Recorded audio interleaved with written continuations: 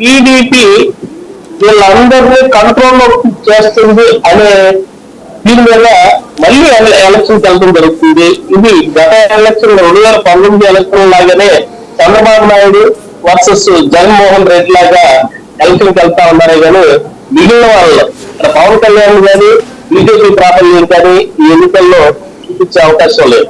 కాబట్టి వీళ్ళిద్దరిలో మిగిలిన ప్రజలందరూ, ఆంధ్రప్రదేశ్ ప్రజలందరూ జగన్మోహన్ రెడ్డి గారు కావాలా, చంద్రబాబు నాయుడు గారు కావాలా అనే విషయంలో మాత్రమే వీళ్ళు ఓటు షేర్ అయ్యే అవకాశం ఉంది. దీన్ని బట్టి చూస్తే విశ్వసనీయత అనేది వీళ్ళిద్దరిలో పోల్చుకుంటే జగన్మోహన్ రెడ్డి గారికి ఎక్కువ వచ్చే అవకాశం ఉంది.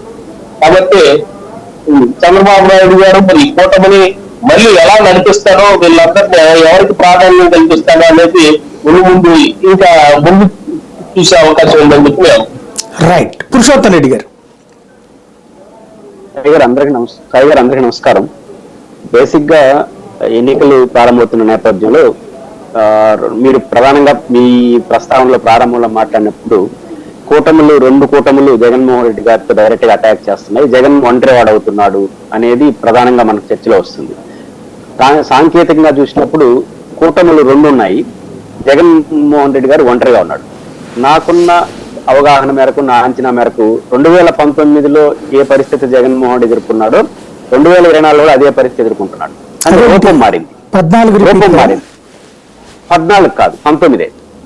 19 ఎందుకు అంటున్నానంటే 19లో జగన్మోహన్ రెడ్డి చంద్రబాబు గారు ఒంటరిగా కనిపించినట్టు కనిపిస్తాడు.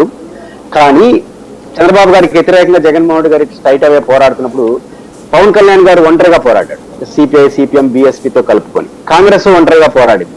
అంటే అర్థం ఏంటి? ప్రతిపక్ష ఓట్లు చీలినట్టేగా ఈ మేరకు ప్రతిపక్షాల ఓట్లు చీలుతాయి. కాబట్టి జగన్మోహన్ రెడ్డి గారికి అది అదనపు సమస్య. అది ఆరోపణలో వాళ్ళు ఆ రోజు నెగిటివ్ పాయింట్. ఈ రోజు పరిస్థితి స్ట్రైట్ అవే ఫైట్ చేస్తున్నారు జగన్మోహన్ రెడ్డి గారికి వ్యతిరేకంగా. దీంట్లో కూడా జగన్ గారికి కొంత అడ్వాంటేజ్ ఉండొచ్చు. కాంగ్రెస్ యాంగిల్లో మళ్ళీ నేను సెకండ్ టైం చెప్తాను. కాబట్టి జగన్మోహన్ రెడ్డి గారికి ఆ రోజు ఒంటరే, ఈ రోజు కూడా ఒంటరే. అంటే రూపం మారింది అనేది నాకున్న అంచనా. బట్ జనరల్ గా రాజకీయాలలో కూటమిలో సభ్యులు పెరిగేసరికి, పార్టీల సంఖ్య పెరిగేసరికి బలం చేకూరాలి. కానీ దురదృష్టవశాత్తు తెలుగుదేశం పార్టీ కూటమి సంఖ్య పెరిగేసరికి వాళ్ళు బలహీనమైన అప్రోచ్ ఇస్తున్నారు. బలహీనపడిపోయారు, అయిపోయినారని నేను అన్నగాని, కానీ బలహీనమైన అప్రోచ్ ఇస్తున్నారు. అంటే కూటమి సంఖ్య పెరిగేసరికి వాళ్ళకి ఇస్తే ఓడిపోతారు, వీళ్ళకి ఇస్తే ఓడిపోతారు అనే మాటలు ప్రతిపక్షం నుంచి కాదు, వీళ్ళ కూటమి నుంచి వినిపిస్తున్నాయి. ఈ రోజు కొద్దిసేపటి క్రితమే పవన్ కళ్యాణ్ గారు తిరుపతిలో దిగారు. సాయి గారు ఇప్పుడు నైట్ ఉంటారు, ఎర్లీ మార్నింగ్ మళ్ళీ వెళ్ళిపోతారంట. వాళ్ళు షెడ్యూల్ దేనికోసం వస్తున్నాడు?